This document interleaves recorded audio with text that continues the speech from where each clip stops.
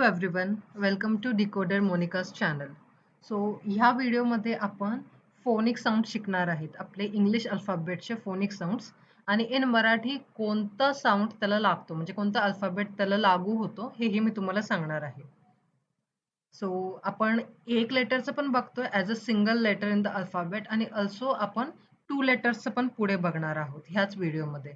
So stay tuned. Okay. So first alphabet आहे आपला ए आणि मराठीत त्याचं प्रोनाऊन्सिएशन कसं करायचंय पण होऊ शकतं आणि ए पण होऊ शकतं. ॲज एक्झाम्पल च अमेरिका होऊ शकतं आणि ए फॉर ॲपल पण होऊ शकतं. सो ए अल्फाबेटचे किती प्रोनाऊन्सिएशन्स आहेत? 2. कोणते? आणि ए. बी चं फक्त एकच आहे. बी फॉर ब आणि बी फॉर बॉल. सी चं सी स नाही होत. सी चं क होतं. C for cat. C for मराठीत क आणि C for cat. Okay.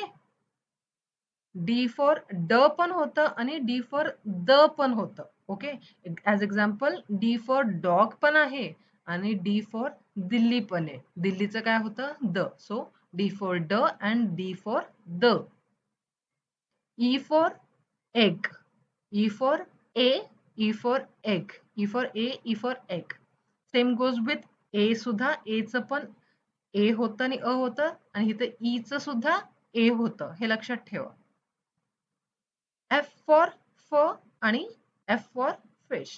Fur literal kind of fur sound फक्त काढायचं. हवा काढायची आहे फक्त तोंडातून. Fur, fish, fur. फ असं नाही म्हणायचं. फ असं म्हणायचं. साऊंड काढायचं आहे. आय मीन लाईक हवा काढायची आहे. फ. G for ग, G for goat. H for ह, H for hat. आयचे ही दोन होतात. आयचे आ होतं आणि आयचं ई पण होतं. As example I for ice म्हणजे आ होतं आणि आय फॉर ई as an I for ink पण होतं. ओके. सो आयचे ही दोन साऊंड्स आहेत. आ आणि E. J for J for ज, J for jug. K for क.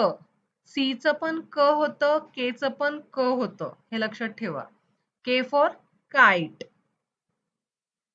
एल फॉर ल, L for lion. L for ल, एल फॉर लायन. हे सिंपल आहे. एम फॉर म, M for mango. N for न, एन फॉर नेस्ट. ओचेही दोन होतात. ओचं ऑ पण होतं आणि ओचं ओ पण होतं. ऑ फॉर आऊल होतं आणि ओचं ऑरेंज होतं. ओचे किती आहेत? दोन आहेत साऊंड. ऑ आणि ओ.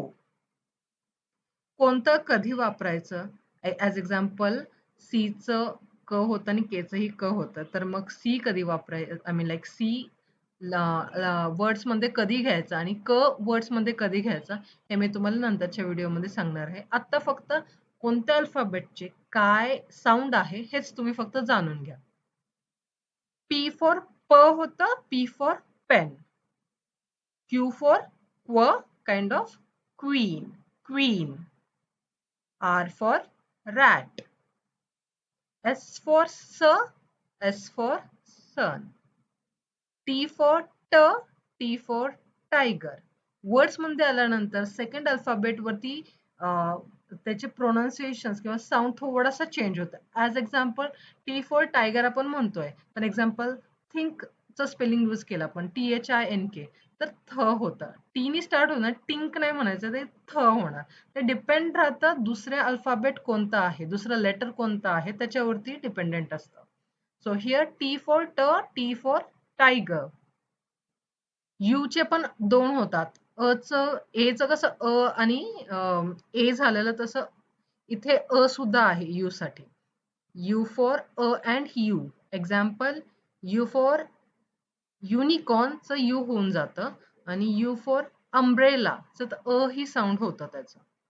So U for umbrella, U for unicorn. V for V for van.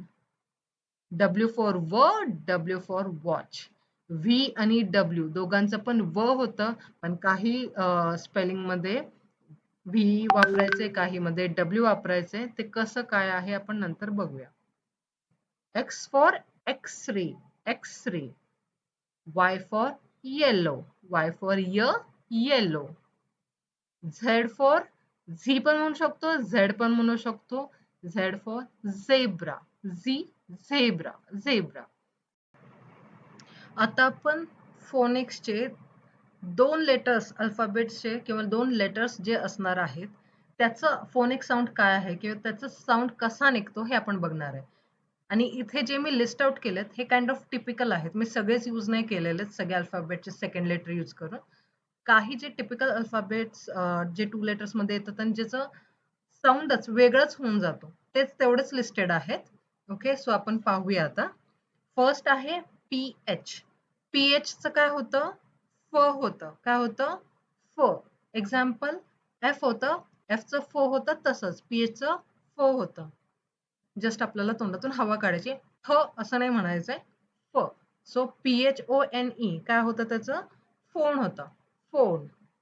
GH असे 2 लेटर्स आहेत जे जुळून आल्यानंतर कधी कधी त्याचं साऊंड फ होतं आणि कधी कधी त्याचं सायलेंटच राहतो, ते साऊंडच नाही करायचं. As example LAUGH, laugh. फ साऊंड आला, LAUGH, laugh.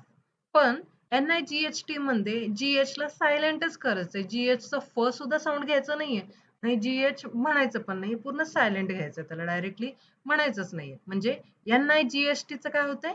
Night, night. So laugh and night. KN ज्यावेळेस येतो त्यावेळेस के ला डायरेक्टली सायलेंट करून टाकायचंय. सायलेंट म्हणजे काय? तो लेटरचा उच्चारच करायचा नाही. म्हणजे KNIFE चं कणाईफ नाही होत, नाईफ होतं. के ला उच्चारायचंच नाहीये. So K is silent.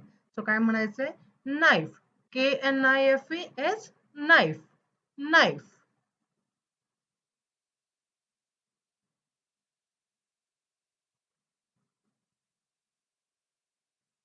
Next letter आहे WR. WR मध्ये पण सेम, W सायलेंट राहतो. ॲज एक्झाम्पल WRITE, राईट म्हणायचंय, राईट वगैरे असं नाही म्हणायचं काही. Write, WRITE, write. अजून एक एक्झाम्पल आहे WRONG, त्याला काय म्हणायचंय? रॉंग. रॉंग वगैरे असं नाही म्हणायचंय, रॉंग, RONG. जिथे जिथे WR आला तिथे तिथे W ला सायलेंट करायचंय, त्याचा उच्चारच करायचा नाहीये. ह्याच्यानंतर आहे MB. MB आलं की पण म म्हणायचंय, ब असं म्हणायचं नाहीये, ब चा उच्चार करायचा नाहीये, एमच ठेवायचं. ॲज एक्झाम्पल THUMB, थंब म्हणायचं नाहीये. THUM, थंब म्हणायचंय, थंब. ओके, अंगठा, थंब. अजून एक एक्झाम्पल आहे COMB, फणी किंवा कंगवा. त्याला काय म्हणायचं? कोम म्हणायचंय, कोंब असं म्हणायचं नाहीये. ओके, कोमिंग माय हेअर, कोम्बिंग माय हेअर नाही, कोमिंग. बी सायलेंट आहे. आता IK आल्यानंतर, सॉरी, इट्स LK. LK आल्यानंतर L सायलेंट असतो. Walk, talk, WALK, LK. Directly L silent करायचं, वॉक म्हणायचं, टॉक म्हणायचं. ओके, नेक्स्ट बघूया. PS. इथे सगळ्यांची गफलत होते स्टार्टिंगला. PS आलं की फक्त स साऊंड करायचंय, एस चं साऊंड करायचं, पी चं साऊंड करायचं नाहीये. Okay, example psychology, psychometric. Okay, so P पासून स्टार्ट होणार पण म्हणायचं सायकोलॉजी आहे. का? कारण पी सायलेंट आहे. PSYCHOLOGY, सायकोलॉजी वगैरे असं नाही, सायकोलॉजी, सायकोलॉजी. ओके, नेक्स्ट आहे BT. BT म्हटलं की टी च ट येणार, बी बोलायचं नाहीये. Okay, as example doubt, out. Okay, BT येतं ना, तर बी सायलेंट, फक्त ट म्हणायचंय, डाऊट. ओके, DEBT, डेप्ट नाही, डेट. DET म्हणतात, डेट. म्हणताना DET स्पेलिंग आहे DEBT म्हणायचं DET डेट. इथे आहे DOUBT म्हणायचं काय आहे doubt doubt. Same next MN आलं की N silent column column kind of उच्चार करायचा एमचा तर उच्चार करायचा COLUMN column column okay N silent आहे काइंड ऑफ. आता हे last 3 letters I mean like 2 letters in a single word kind of ते कसे आहेत SI चं पण होतं आणि SH चं श पण होतं. ॲज एक्झाम्पल विजन VISION मग VISION चं क्षण होतं क्षण SH होतं क्षण विजन. आता सेम तसंच दुसरे पण आहेत बघा CI चं पण श होतं TI चं पण श होतं. एक्झाम्पल विजन SION क्षण स्पेशल CIL क्षण NATION क्षण ओके तिघांचं पण SH. ओके अजून आहेत आपल्याकडे SC मध्ये C सायलेंट आहे. Example science SCIENCE science C silent science. CH आलं की क बोलायचं आहे CH आलं की क बोलायचं. एक्झाम्पल स्कूल श नाही होत CH म्हणलं की श असं नाही होत त्याचा क उच्चार येतो school. Chorus CH school okay स पहिल्यांदा घेतला S चा नंतर CH चा क घेतला आणि OON स्कूल ओके.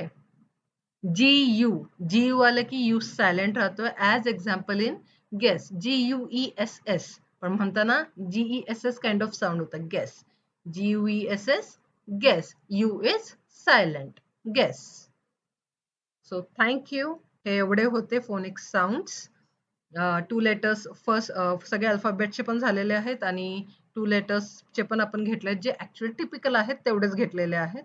आणि असेच काही इंग्लिशचे व्हिडिओज बघण्यासाठी माहिती जाणून घेण्यासाठी माझा चॅनल लाईक सबस्क्राईब करा नोटिफिकेशन बेल ऑन ठेवा.